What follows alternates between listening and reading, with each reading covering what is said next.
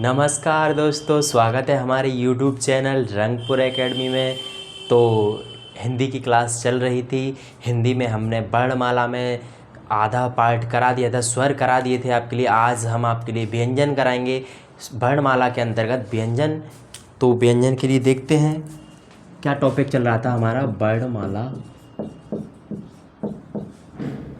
एक पार्ट था स्वर, एक था व्यंजन। वर्णमाला का दो पार्टों में विभाजित किया गया था। हमने किया था, एक स्वर में किया था, दूसरा व्यंजन में किया था। तो कल हमने स्वर के बारे में पूरा पढ़ा दिया था। आज हम व्यंजन के बारे में सीखते हैं। परिभाषा क्या बनेगी व्यंजन की कि वे वर्ड जो स्वरों की सहायता से बोले एवं लिखे जाते हैं उन्हें हम क्या कहते हैं, व्यंजन कहते हैं। तो वे वर्ड जो स्वरों की सहायता से बोले जाते हैं उन्हें हम क्या कहते हैं, व्यंजन कहते हैं। वे वर्ड जो स्वरों की सहायता से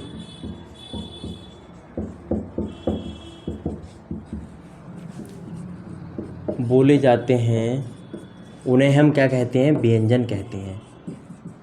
जैसे देखते हैं, जैसे का ले लिया, ठीक है। हर एक व्यंजन में एक स्वर छुपा हुआ है। का में क्या छुपा हुआ है? अगर हम का के लिए डायरेक्ट बोलेंगे तो ये हलंत लगा के, जैसे अगर स्वर नहीं होता तो हलंत होता, ठीक है। लेकिन का के लिए क्या में क्या होता है, का प्लस आ मिलकर के क्या बनता है, का, ठीक है। ऐसे खा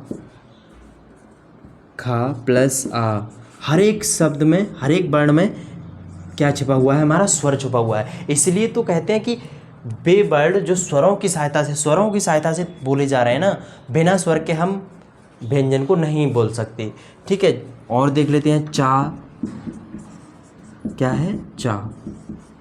तो परिभाषा से आपको समझ में आई गई होगी कि वे वर्ड जो स्वरों की सहायता से बोले एवं लिखे जाते हैं उन्हें हम क्या कहते हैं, व्यंजन कहते हैं, ठीक है। तो व्यंजन के कितने भेद हैं वो देखते हैं। व्यंजन के 5 भेद हैं। व्यंजन के कितने भेद हैं? व्यंजन के 5 भेद, 5 भेदों में बांटा गया है व्यंजन के लिए। नंबर 1 है स्पर्श व्यंजन। स्पर्श व्यंजन में कौन कौन से वर्ड आते हैं? कवर्ग, चवर्ग, टवर्ग, तवर्ग, पावर्ग, ठीक है। का वर्ग में कौन कौन से आती हैं? का, खा, गा, घा, अड़ा, टा, ठा, डा, ढा, या, ठीक है। टा वर्ग में, अरे सॉरी, ये टा वर्ग लिख दिया मैंने, चा वर्ग था। चा, छा, जा, झा, या, ठीक है। टा, ठा, डा, ढा, अड़ा, ता, था, दा,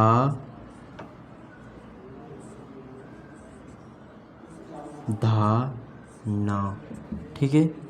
पा, फा, बा, भा, मा, ये हमारे क्या है, स्पर्श व्यंजन है, ठीक है। का वर्ग, चा वर्ग, टा वर्ग, ता वर्ग और पा वर्ग। दूसरा क्या है? अंतःस्थ व्यंजन। अंतःस्थ व्यंजन कौन कौन से होते हैं? पा, फा, बा, भा, मा। अब ये आता है या, रा, ला और वा, ठीक है। तीसरा है ऊष्म व्यंजन। ऊष्म व्यंजन कौन कौन से होते हैं? सा, खे, सा और हा, ठीक है। तो ये 3 भाग हो गए इसके, स्पर्श व्यंजन, अंतःस्थ व्यंजन और ऊष्म व्यंजन। एक चौथा भेद कौन सा होता है इसका? चौथा संयुक्त व्यंजन।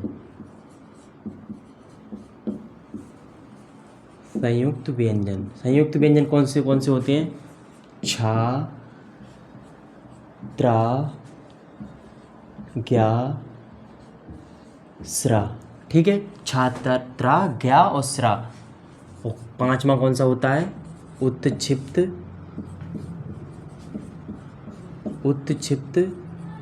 व्यंजन। उत्क्षिप्त व्यंजन कौन से होते हैं? डा और ढा के बिंदी, नीचे बिंदी लग जाती है तो उन्हें क्या हम क्या कहते हैं? उत्क्षिप्त या द्विगुण व्यंजन कहते हैं। ठीक है, अणा और ये अणा, जो सड़क वाला अणा है ये, और पढ़ना वाला अणा, ये भी उत्क्षिप्त व्यंजन में आता है। तो इस प्रकार व्यंजन की संख्या कितनी हो गई? यदि इन दोनों को, इनको ना लगाएं हम, संयुक्त व्यंजन और उत्क्षिप्त व्यंजन को, ये होते हैं 33। ठीक है, स्पर्श व्यंजन, अंतःस्थ और ऊष्म कितनी संख्या होती है? 33 होती है। ठीक है, अगर हम इनको 2 को मिला लें तो 33 और 2 35 और संयुक्त व्यंजन की संख्या 4 होती है, तो ये कितने हो गए? 39 हो गए। ठीक है, ये कितने होते हैं स्पर्श व्यंजन? ये हो गए 4 संख्या, ये 2। ठीक है, 1 2 3 4 5 और ये कितने हो गए? 25। स्पर्श व्यंजन कितने होते हैं? 25 होते हैं। अंतःस्थ कितने होते हैं? 4 होते हैं। और ऊष्म भी 4 होते हैं। तो ये टोटल कितने हो जाएंगे? 25 और 4, 25 और 6 31, 31 और 8 39। तो इस प्रकार से व्यंजन की संख्या कितनी होती है? टोटल 39 होती है। ठीक है, तो कुल व्यंजनों की संख्या कितनी हो गई? 39 हो गई। यदि हम केवल स्पर्श व्यंजन की बात करें तो 25 होते हैं। यदि हम अंतःस्थ की बात करें 4 होते हैं। ऊष्म व्यंजन की बात करें 4 व्यंजन होते हैं। संयुक्त व्यंजन की बात करें 4 व्यंजन होते हैं। उत्क्षिप्त यानी द्विगुण, इन्हें दूसरा नाम क्या देते हैं? द्विगुण व्यंजन। द्विगुण व्यंजन क्यों देते हैं इनका नाम? क्योंकि दो गुणों को शो कर रहे हैं। यहाँ पे भी यही हैं और यहाँ पर भी यही हैं, तो ये 2 गुणों को शो कर रहे हैं, इसलिए इन्हें क्या बोलते हैं? हम द्विगुण व्यंजन भी बोलते हैं। ठीक है, तो और छात्रा, ज्ञा, स्रा, संयुक्त व्यंजन का मतलब क्या हुआ? ठीक है, ये तो आपके समझ में आ ही गया होगा। देखिए, ये सब कुछ, ये मतलब स्पर्श व्यंजन है, अंतःस्थ है, ऊष्म है और संयुक्त। आप संयुक्त व्यंजन के बारे में देखते हैं कि संयुक्त व्यंजन को कैसे कैसे इनका निर्माण हुआ।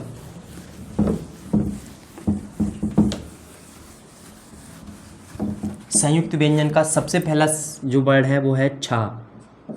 छा के किस से शब्द से मिलता है? का प्लस सा। का पे भी हलंत होता है। ठीक है, इन शब्दों से मिलकर के किसकी उत्पत्ति हुई है? छा। संयुक्त व्यंजन का मतलब ही क्या हुआ? संयुक्त, मिलकर के बना हुआ, 1-2 व्यंजनों से मिलकर बना हुआ संयुक्त व्यंजन। छात्रा, ता और रा। ठीक है, ता और रा से मिलकर क्या बना है? त्रा बना है। संयुक्त व्यंजन यानी 2 वर्णों का मेल। ठीक है, तो 2 वर्ण मिल रहे हैं इसमें, 2 व्यंजन मिल रहे हैं, इसलिए संयुक्त व्यंजन है ये। ज्ञा,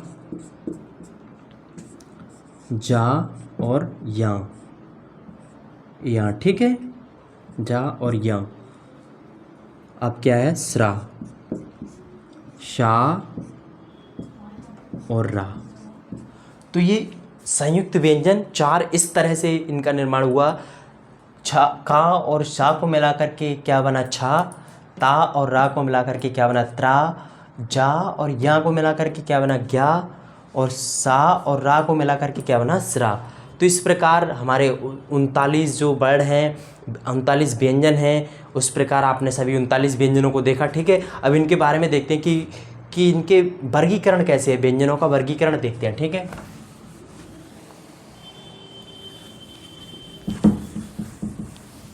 उच्चारण स्थान के आधार पर व्यंजनों का वर्गीकरण सबसे पहले देखते हैं। ठीक है, उच्चारणों के आधार पर व्यंजन, तो उच्चारण के आधार पर जो का वर्ग है, कंठ है। सबसे पहले कंठ में देखते हैं, का वर्ग आता है। का वर्ग के जितने भी वर्ड हैं, का, खा, गा, घा, अणा।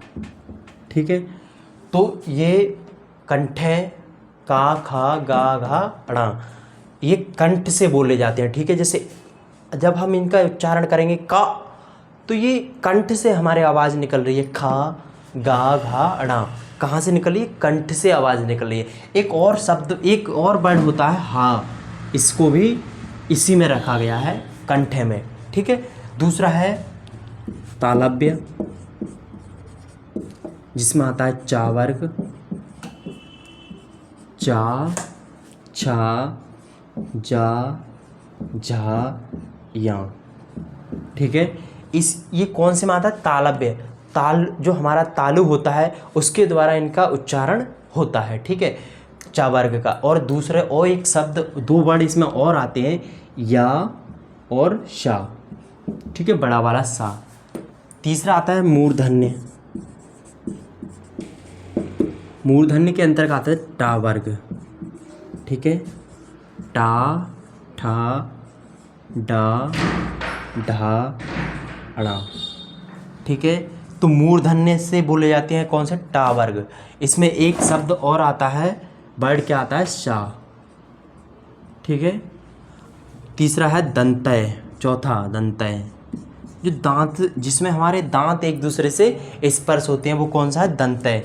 दंतय में क्या आता है, ता वर्ग, ता था दा धा। ना जो है वो नासिक के द्वारा बोला जाता है, इसमें दंतय में ता वर्ग के सभी शब्द नहीं आते, ता था दा धा, और एक और वर्ड आता है सा, ठीक है। तो ता वर्ग में कौन कितने शब्द हो गए, वर्ड हो गए 5, 1 2 3 4 5, दंतय हो गया। अब आता है ओष्ठय, ओष्ठय का मतलब होठों के द्वारा बोले जाते हैं, उन्हें क्या बोलेंगे हम, ओष्ठय। तो ओष्ठय में आता है पा वर्ग, पा फा बा और भा। इसमें भी माँ जो है वो भी नासिक के अंतर्गत बोला जाता है, ना और माँ। तो इसमें ओष्ठय से कितने आएंगे, पा फा बा भा, ठीक है, केवल 4 वर्ड आएंगे, पा फा बा भा। हम ओठों से बोल रहे हैं ना, ऐसे पा फा, देखो ओठ एक दूसरे से मिल रहे हैं ना, मिल रहे हैं, पा फा बा भा, ठीक है। तो ये क्या हुआ, ओष्ठय से हो गए, ठीक है। अब कौन सा शब्द रह गया, अंतस्थ में ये आ गए या, जो दंतमूल, दंतमूल शब्द कौन से, वर्ड कौन से हैं जिनमें दांतों के मूल मतलब दंतमूल होते हैं, वो कौन से हैं, रा और ला, ये क्या होते हैं, दंतमूल होते हैं। तो हमारा हो गया या रा ला वा और रह गया, ठीक है। तो ये होता है हमारा दंत प्लस ओष्ठ से वा, ठीक है।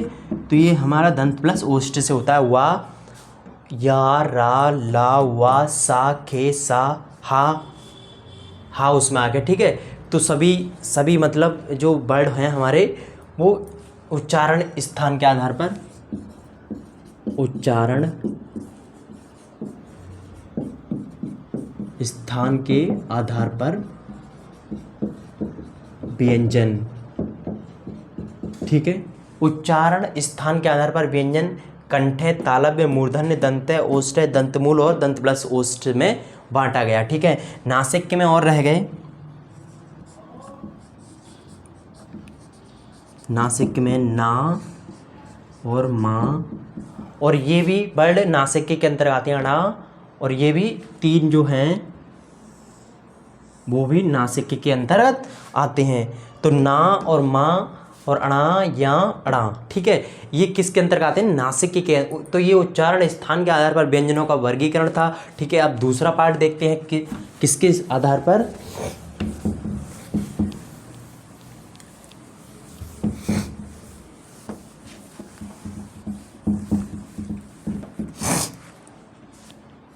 अब देखते हैं घोषत्व के आधार पर।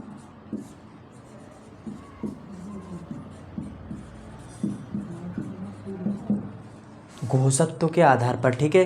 तो घोषत्व के आधार पर देखते हैं कल हमने आपके लिए बताया था कि घोषत्व के आधार पर दो प्रकार के वर्ड होते हैं, एक सघोष होते हैं और एक अघोष होते हैं। अघोष वो वर्ड होते हैं जिनमें हमारे स्वर तंत्रियाँ जो हैं उनमें कंपन नहीं होता है। सघोष वो होते हैं जिनमें हमारी उच्चारण करते समय स्वर तंत्रियों में कंपन होता है। ठीक है, तो देखते हैं कौन कौन सी वर्ड जो हैं वो अघोष हैं और कौन कौन से सघोष हैं। ठीक है, तो आइए देखते हैं घोषत्व के आधार पर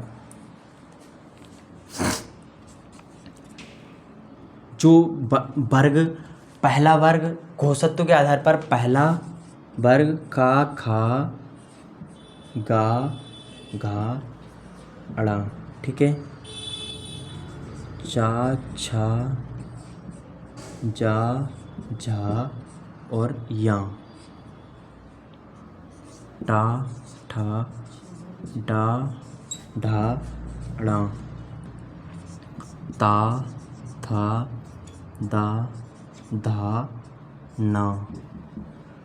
पा, फा, बा, भा, मा। ये क्या है, मतलब ये स्पर्श व्यंजन है। ठीक है, इनमें देखते हैं सबसे पहले देखते हैं कि कौन सा जो है वो अघोष है और कौन सा सघोष है। तो वर्णमाला का जो सबसे पहला वर्ग है वो अघोष है।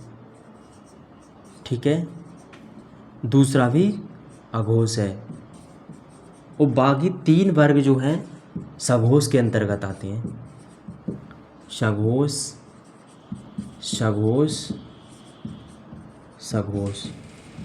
ठीक है, तो ये दो जो वर्ग हैं पहले, ये किसके अंतर्गत आते हैं, अघोष के अंतर्गत, और तीन जो बाद के जो वर्ग हैं वो किसके अंतर्गत आते हैं, सघोष के अंतर्गत। ठीक है, इनको उच्चारण करते समय हमारी स्वर तंत्रियों में कंपन होगा, स्वर तंत्रियाँ झंझनाएंगी। इनको उच्चारण करते समय हमारी स्वर तंत्रियाँ कंपन नहीं करेंगी। ठीक है, और देखते हैं कि अघोष में कौन कौन से अंतःस्थ किसके अब ये तो केवल स्पर्श व्यंजन हुए, अंतःस्थ व्यंजन जो हैं वो किसके अंतर्गत आते हैं, अघोष में आते हैं या फिर ऊष्म में, वो उसमें सघोष में आते हैं। तो जो अंतःस्थ जो ऊष्म व्यंजन हैं वो अघोष के अंतर्गत आते हैं। ऊष्म व्यंजन कौन कौन से हैं, ऊष्म व्यंजन सा, खे, सा। ठीक है, ये तीन जो वर्ड हैं ऊष्म व्यंजन, ये किसके अंतर्गत आते हैं, अघोष। और जो अंतःस्थ अब कौन कौन से रह गए, अंतःस्थ रह गए। ठीक है, अंतःस्थ व्यंजन किसके अंतर्गत आते हैं, सघोष के अंतर्गत, या, रा, ला और वा। और जो एक ऊष्म और रह गया सा, खे, सा, हा, वो भी इसमें सघोष के अंतर्गत आता है। तो ये क्या हो गए हमारे सघोष। ठीक है, अंतःस्थ सघोष होते हैं, ऊष्म जो होते हैं वो अघोष होते हैं। ठीक है, घोषत्व के आधार पर वर्णमाला का वर्गीकरण देखा हमने, व्यंजनों का वर्गीकरण देखा। अब हम किसके आधार पर करेंगे, प्राणत्व के आधार पर। ठीक है,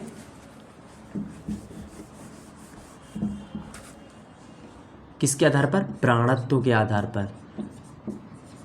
प्राणत्व के आधार पर, प्राणत्व के आधार पर भी वर्ड दो प्रकार के होते हैं, एक होता है अल्प प्राण, दूसरा होता है महाप्राण। तो अल्प प्राण वो होता है जिसमें हमारे मुख से उन्हें शब्दों को बोलते वक्त, वर्णों को बोलते वक्त हमारे मुख से कम हवा निकलती है। ठीक है, महाप्राण वो होता है जिसमें हमारे मुख से उच्चारण करते समय हमारे मुख से अधिक हवा निकलती है। ठीक है, तो देखते हैं वर्णमाला में कौन कौन से वर्ड जो हैं, जो व्यंजन हैं वो कौन कौन से अल्प प्राण हैं, कौन कौन से महाप्राण हैं। तो जो सबसे पहला जो वर्ग है वो है हमारा अल्प प्राण।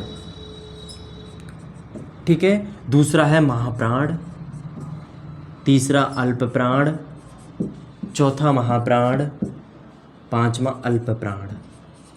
ठीक है, तो देखो पहला अल्प प्राण, दूसरा महाप्राण, अल्प प्राण, महाप्राण, अल्प प्राण, ऐसे कर मतलब क्रम वाइज चलते जाएंगे। अल्प प्राण, महाप्राण, अल्प प्राण, महाप्राण, अल्प प्राण।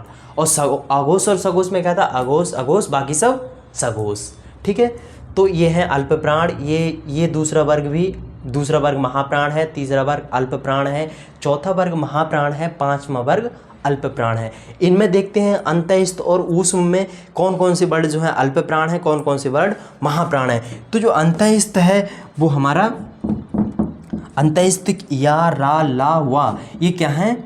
अल्प प्राण हैं। क्या है? अंतःस्थ जो व्यंजन है वो क्या है? अल्प प्राण है। ऊष्म क्या है? सा, खे, सा, हा, ये कैसे हैं? महाप्राण हैं। ऊष्म व्यंजन क्या है? महाप्राण व्यंजन है। ठीक है, तो इस प्रकार प्राणत्व के आधार पर हमने देखा कि व्यंजन अल्प प्राण है, महाप्राण है, कैसे हैं। ठीक है, तो आपको, मुझे उम्मीद है आपको समझ में आ गई होगी प्राणत्व के आधार पर। अब कुछ जैसे क्वेश्चन के हिसाब से मैं बताता हूँ कि क्वेश्चन कैसे कैसे बनते हैं वर्णमाला से। ठीक है, ये तो आपके सब वर्णमाला के पूरा हो गया व्यंजन और स्वर। अब देखते हैं कि क्वेश्चन कौन कौन से बनते हैं, क्वेश्चन कैसे कैसे आते हैं। क्वेश्चन पूछता है कि काकल्य ध्वनि बताइए। काकल्य वर्णमाला के अंतर्गत काकल्य ध्वनि बताइए। काकल्य ध्वनि बताइए क्या है। काकल्य वर्ण पूछ सकता है, काकल्य ध्वनि पूछ सकता है। ठीक है, तो काकल्य ध्वनि क्या है? हमारा हा है। ठीक है, क्वेश्चन कैसे भी आ जाए, काकल्य ध्वनि आ जाए, काकल्य वर्ण आ जाए, काकल्य शब्द आ जाए, तो क्या है? हमारा हा है। ठीक है, अब बूझे कि लुंठित ध्वनि बताइए। क्या है? हमारा रा है। ठीक है, पार्श्विक क्वेश्चन आए कि पार्श्विक ध्वनि या वर्ड बताइए, तो क्या है? ला है। ठीक है, तो काकल्य ध्वनि क्या है? हा है। लुंठित ध्वनि क्या है? रा है। पार्श्विक ध्वनि क्या है? ला है। ठीक है, ऐसे क्वेश्चन अवश्य आ सकता है बिल्कुल कि काकल्य ध्वनि बताइए, या फिर लुंठित ध्वनि बताइए, या फिर पार्श्विक ध्वनि बताइए। ठीक है, अब दूसरा और पूछ सकता है कि द्विगुण व्यंजन बताइए क्या है। पूछ ले कि द्विगुण व्यंजन बताइए, या फिर कह सकता है कि उत्क्षिप्त व्यंजन बताइए। उत्क्षिप्त व्यंजन ना कह के बोले उत्क्षिप्त वर्ण बताइए, कुछ भी बोल सकता है। ठीक है, उत्क्षिप्त द्विगुण वर्ण बताइए, द्विगुण व्यंजन बताइए, उत्क्षिप्त व्यंजन बताइए, या फिर उत्क्षिप्त वर्ण बताइए। तो कौन कौन से हैं? अड़ा, और इनका यूज कहाँ का होता है? जैसे सड़क लिखेंगे तो हम यही वाला अड़ा बनाएंगे, और पढ़ना लिखेंगे तो ये वाला अड़ा बनाएंगे। ठीक है, इनका यूज यहाँ इसी बहुत सी जगह होता है इनका यूज। तो द्विगुण व्यंजन या उत्क्षिप्त वर्ण क्या होते हैं? अड़ा और अणा। ठीक है, संयुक्त व्यंजन पूछ ले, संयुक्त व्यंजन आपके लिए बता ही दिया है। संयुक्त व्यंजन में पूछ सकता है कि किन किन से मिलकर बनते हैं, कैसे कैसे बनते हैं। अब पूछ ले अयोगभाव शब्द, अयोगभाव वर्ण बताइए।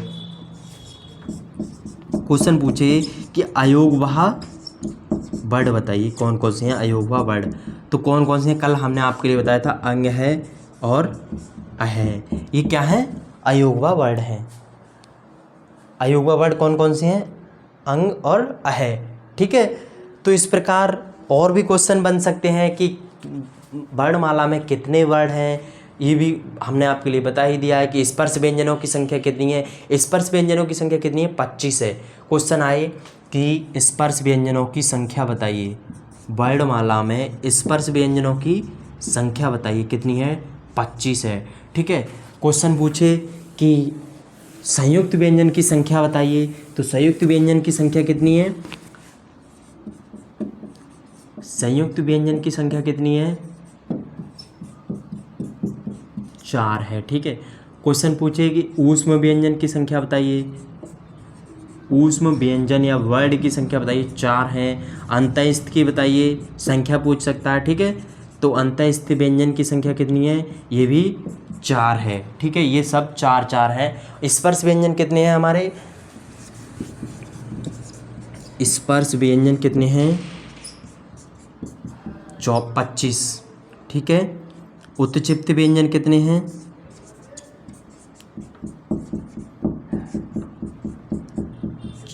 उत्क्षिप्त व्यंजन 2 हैं। ठीक है, तो टोटल इस प्रकार व्यंजनों की संख्या कितनी है? 39 है। 39, और स्वरों की संख्या कितनी है? 13। तो स्वर और व्यंजन को मिलाकर के कितने वर्ड बने? टोटल 52 वर्ड बने। ठीक है, तो आपके लिए वर्णमाला में इतना ही। अगर कोई और भी क्वेश्चन अगर आपके दिमाग में हो तो अवश्य कमेंट कीजिए कि कोई क्वेश्चन अगर आपके दिमाग में घूम रहा हो वर्णमाला से, तो अवश्य कमेंट कीजिए। और आपको अगर क्लास पसंद आई हो तो लाइक कीजिए, शेयर कीजिए, सब्सक्राइब कीजिए चैनल के लिए। तो दोस्तों आज के लिए बस इतना ही। जय हिंद, जय भारत।